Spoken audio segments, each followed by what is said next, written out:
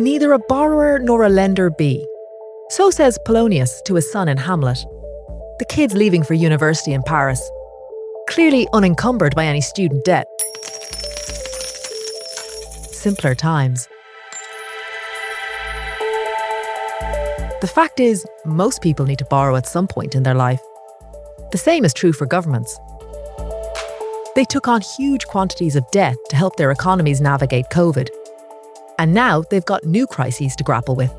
Ageing populations, climate change, and wars. All added to the global tab. So we thought on this episode of Reuters Econ World, we'd look at debt. We talked to Paul Krugman, the Nobel laureate, about why he's not worried about ballooning US debt levels.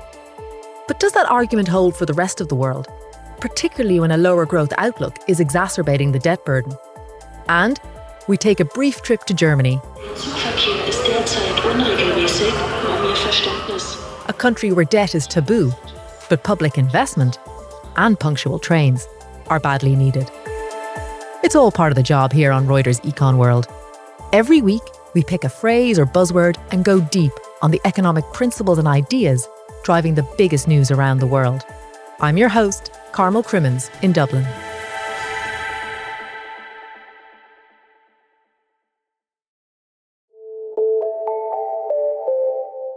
Debt has been around since forever. Okay, the dinosaurs weren't writing each other IOUs here, but we are talking thousands of years. And it gets a bad rap. In ancient times, debt was often viewed as sinful. But the fact is, it's crucial for economic growth. You have to borrow money to build stuff. But it can also be a catalyst for crisis. Governments can go broke. So do we need to be worrying about government finances? And in particular in the United States, the North Star of the global economy. To find out, I spoke with one of the world's best-known economists, someone with a Nobel Prize and a long track record on the debate around debt. Paul Krugman. Paul, welcome. Hi there. So you've been talking and writing about debt for a while, and you have a reputation, if I can sum it up, as someone who's advised against undue alarm over US government debt levels. Is that fair? That is fair. I think there's a lot of panic about it that is unjustified. So I just want to give our listeners some information here, because not all of them are going to be following every twist and turn of where the US is at with its debt and its deficit. So current debt levels are around 97% of GDP. And the non-partisan Congressional Budget Office is warning that that could rise to about 166% over the next 30 years. Now, generally speaking, the higher a country's debt to GDP ratio, the higher the risk of default. So just to pull you back on this, why aren't you more alarmed? Like, I feel like I should be alarmed. Well, the first thing to say is it's not at all clear that if you want to look at the problem of servicing the debt is really a lot smaller, even with big numbers, than people think, because you don't have to pay down the debt. Nobody paid off the debt from World War II. Right. We just sort of grew our way out of it. And so what matters is, does the interest on the debt exceed the rate of growth of the economy? And even now, even with higher interest rates, the answer is no, they're about the same. So it's not clear that there's really any sort of, to the extent that we worry about being able to pay our bills, it's not clear that the level of the debt matters. Mm-hmm. There is a question of whether we're able to pay our bills, and the fact that the debt is going to rise as a share of GDP, at least according to the projections, is a projection that we're not going to be fully paying our bills, which could be a problem. But, if you look at the history, even those debt levels that CBO is projecting are not they're high by the U.S. historical standards. They're high by relatively recent standards in a lot of other countries, but they're not by no means outside the range of debt that countries have coped with just fine. But if we could circle back to the interest rates, you mentioned there, provided, the rate of growth is bigger than the rate of interest, the rate at which you're paying it back, then things should be okay. And interest rates have been at record lows up until recently. But if those long-term interest rates spike and stay high and stay above the rate of growth, then we could get into a problem, right? Yes, but the first thing to say is, have we ever actually seen that in a country that borrows in its own currency? Mm-hmm. So if we think about Greece, or people always complain about the Hellenization of our discourse here. Everybody talks about Greece, Greece, Greece, but You can refer to Ireland. We've had our debt troubles. yeah, but the thing about all of both Greece and Ireland and Portugal and Spain and all of that was these are all Euro area countries. Right. And their problem was they could run out of money because they couldn't. It wasn't their own money. And if you try to find an example of a Greek-style debt crisis that for a country that was borrowing in its own money, I've spent a lot of time on historical records. You really just don't find it. We can talk about France in 1926, maybe, kind of. And if you look at a little bit further back in history, Mm-hmm. not just the Euro crisis of 15 years ago, but Britain came out of World War II with debt that was 250% of GDP. Mm-hmm. And it never paid off that debt. It just grew its way out of it. And so history doesn't give us much reason to think that these are particularly alarming numbers. Yeah. I mean, I'd rather not, but this is not, but panic doesn't seem appropriate. There's this question, what happens if a country begins to seem unreliable? Right. If it looks politically unstable or is run by people who are erratic, which is obviously something that could happen to any of us, and particularly could happen to us here in the United States very soon. Mm-hmm. But the debt per se is not the problem. Right. You put it quite nicely there. So the debt per se might not be the problem, but the politics can matter. And I suppose we did see that in the UK when Liz Truss tried to bring her spending plans forward and the markets reacted quite violently.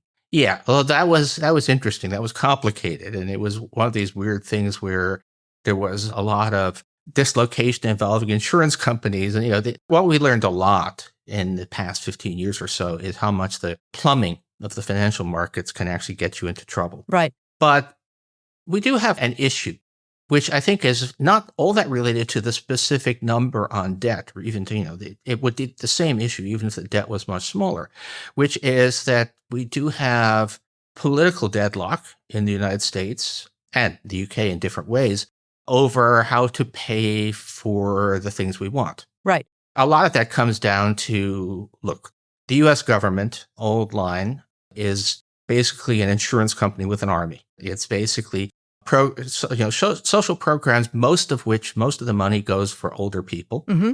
And we are getting older. The baby bust and immigration makes up for some of it, but not all. So we have an aging population, Mm-hmm. which means growing demands on government programs. So you either at some point need to cut the benefits, which are in the United States are already pretty thin compared with most other advanced countries, or you have to raise some more money through taxes, which is certainly economically feasible for the US, which is a low tax country. But say to politicians that let's do either of those things, and they say, why don't you just shoot me now? I mean, it's so we're kind of stuck. And is that why we're just not hearing that much about the debt in the current presidential campaign? I mean, it's striking, really. Back in the early 1990s, a ballooning national debt was like the hottest topic in American politics. And you'd Ross Perot securing nearly 19% of the vote. Yeah. Back in the 1992 presidential election. But we're just not hearing it now. Have people given up? Well, to some extent, it's a mixture. First of all, the boy who cried wolf. Right. What some of us call the very serious people Mm-hmm. have been warning about the debt for, as you say, it's now 30 years of ominous warnings about debt is going to ruin us, and it keeps on not happening. And at a certain point, people tune out. And then how would either party in the United States try to make the debt an issue? If Republicans, they try, they say, debt is excessive.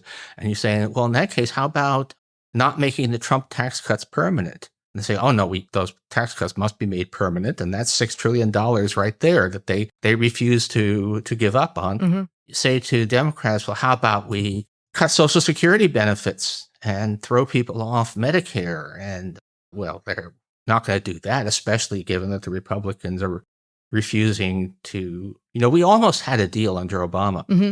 that would have done some small benefit cuts in return for a small tax increase. And Republicans killed it because they were unwilling to accept any tax increase as part of a debt deal. So who's going to campaign on it now? It's not an issue that resonates with voters. It's not an issue on which either party is prepared to make concessions. But the US and its debt levels and where it's at economically, it does have a ripple effect, right? I mean, I think the IMF warned that the surge in US debt and Chinese debt could have a profound impact on the global economy. And you do see that in the emerging markets, right? Yeah, it's the interest rates, which it's highly questionable how much that's linked to debt, but rising interest rates definitely have ripple effects. Now, not as much as they used to. There are more countries now that can, in fact, borrow in their own currencies. And in general, emerging markets have been a lot more robust in the face of economic difficulties in the wealthy countries this cycle than they have in the past, or at least the middle tier. There's a whole other issue involving very low income countries. But it does have ripple effects, but there are a lot of reasons to be unhappy about high interest rates. Right. Which is not quite the same thing as being unhappy about debt. Yeah. I mean, interest rates, as they said, been benign for a long time, right? You mentioned the US's strong growth. Not the same story across the pond. Growth rates have been quite anemic, right? And is Europe in a sort of a different state to America then? Does it need to get its fiscal house in order, as it were? Like, does it need to get lean and mean again? Obviously debt grew during the pandemic, but we're not getting the growth rates that we're seeing in the US. Yeah, although that story could go the opposite way. Right. The US had a stronger fiscal response to the pandemic than Europe did and is now reaping the rewards. Yeah. Possibly. That might be one explanation of faster growth. And so it's possible that basically Europe's relative restraint on spending has actually been self-defeating. It's also the case, and this is really quite important, that the US has other stuff, again, kind of unrelated to the debt, but that make it probably are contributing to things going pretty well. Demography, as I say, demography is kind of core to all of this, but the US demographic situation for the past several years has been more favorable from GDP point of view because of substantial surge in immigration.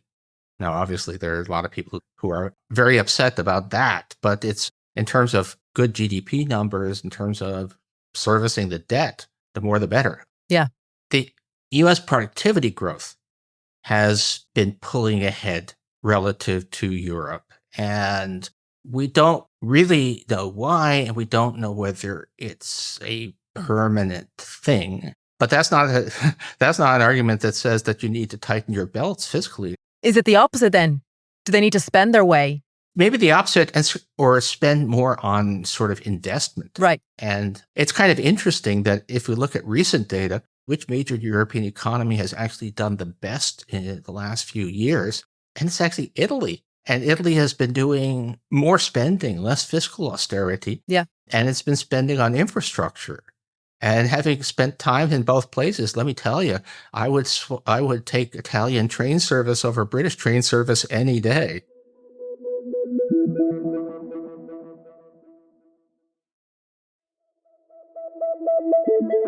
Sticking with that railway theme, it's that time on our show when we bring you a real-world example of what we're talking about. And this week, we head to Germany, where an obsession with fiscal discipline has meant years of underinvestment in infrastructure, including the rail service. Economics correspondent Maria Martinez has been riding trains around Berlin and filed this report. I have just arrived to Berlin Central Station. Let me have a quick look at the departures board. Okay, the first train is delayed. It should have departed 20 minutes ago. It says 20 minutes delay, but actually I think it's already more than 20 minutes. And I can also see a train cancellation. Yeah, and just here, Deutsche Bahn has the information point. There's a big line, and yeah, the customers don't look happy. Jan Klein works in corporate finance, and he's living in Berlin. But his family is in Heidelberg, so he goes often to see them all, and he takes the train. But the problem is that cancellations happen so often that he even has some tricks in case this happens. Well, so usually I book month in advance, knowing very well that there's a high likelihood of the train being cancelled. So while you constantly check on your app, they do notify you before, sometimes they don't notify you very late. But there's a trick to book a seat on a different train, and then you can take that. But it's become like a normal kind of procedure to do it.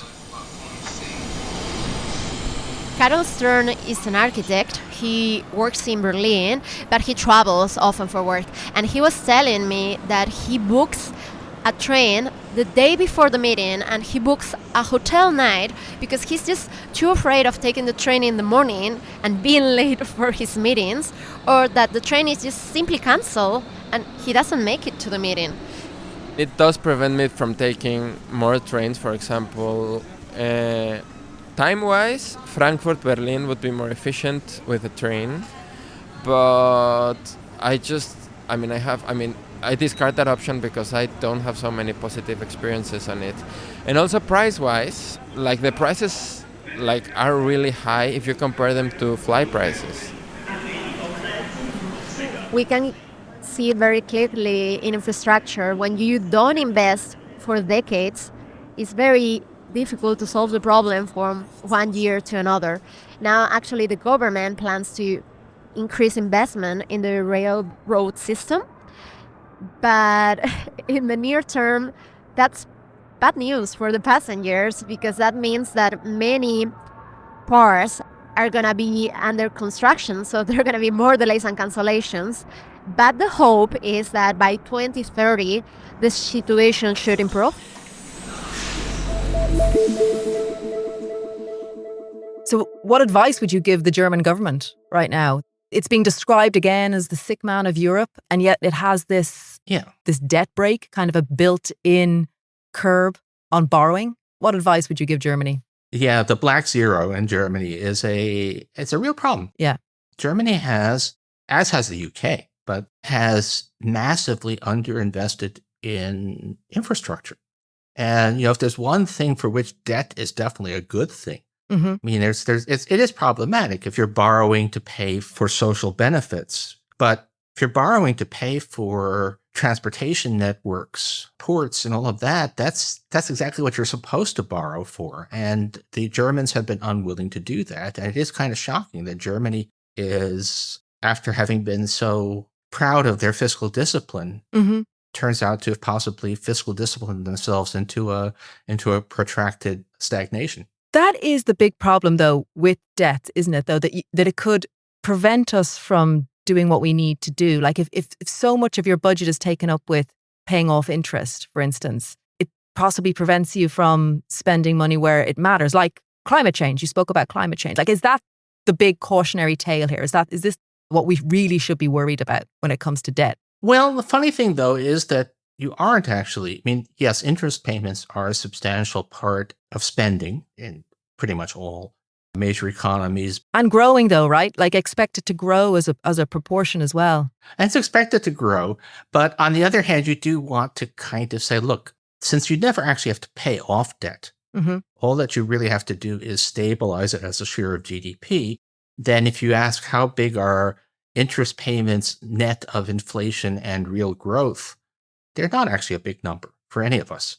So it's not really a restraint. And to the extent that debt inhibits us from investing in things that we need to do, it's actually not really it's not the financial constraint created by debt. It's more of the constraints it creates in people's minds. And in the case of Germany, it's certainly that Germany would have no trouble Mm-hmm. borrowing money to fix its trains. They could do that. No, markets would happily lend them the money.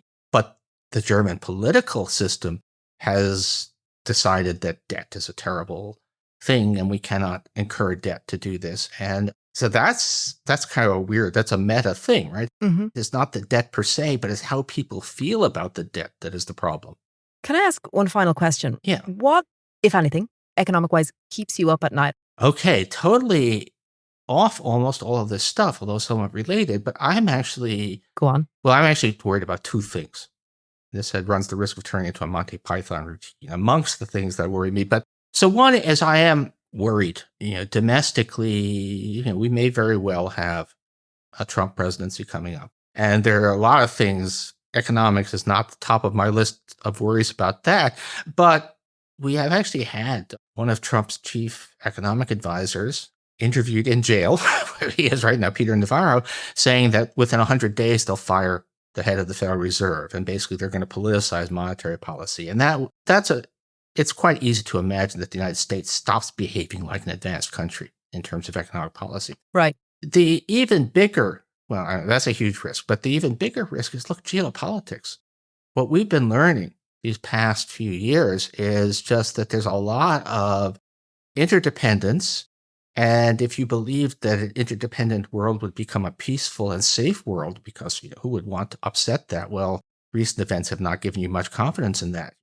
Now, if I want me to say something hopeful, Go on. Yeah, do. it is that sophisticated advanced countries have enormous capacity to adapt if given a little time and given some political will. You may remember how Russia cutting off natural gas was going to plunge Europe into the dark. The lights stayed on. The lights are still on in Berlin, So we have ways but I worry about sudden disruptive shocks. And, the world looks like a much more dangerous place than I think any of us would have imagined 6-7 years ago. The Trump campaign has said that unless a message is coming directly from President Trump or an authorized member of his team, no aspect of future presidential staffing or policy announcements should be deemed official. Paul, thank you so much. Thank you. I've got to ask, because it's my kid's sports day, what's the medal hanging behind you? Good question. I have no idea. It's not your Nobel. It's not. I wish it were. In fact, no, the Nobel is in a drawer here somewhere. It's, it was, my father always used to say the days when prices were lower, but that and a quarter will get you a cup of coffee. And that's kind of how it is. It doesn't really matter very much. Paul Krugman, thank you so much for your time.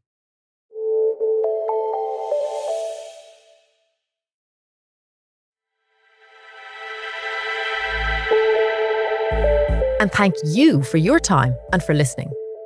This was our second show. We had the fear we might suffer from difficult second album syndrome with this episode, but Paul and Maria made it easy. A big thank you to both of them, to our European economics editor Mark John, and to everyone who covers economics at Reuters for all their help. Every week on Econ World, we set out to explore one economic principle behind the news. We give you some historical context, a real-world example, We ask for your understanding.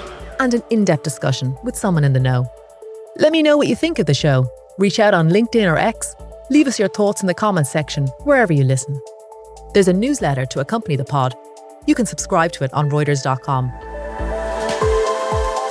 Next week, we're going to be tackling currencies and what a strong dollar means for you, wherever you live in the world. Jonah Green was the producer on this week's show. Sound design was by Josh Summer. Lila DeCrezza is our executive producer. Our podcast team includes Kim Vinnell, Tara Oakes, Chris Waljasper, David Spencer, and Gail Issa. I'm your host, Carmel Crimmins. Remember, for all your daily news, check out Reuters World News, our weekday show.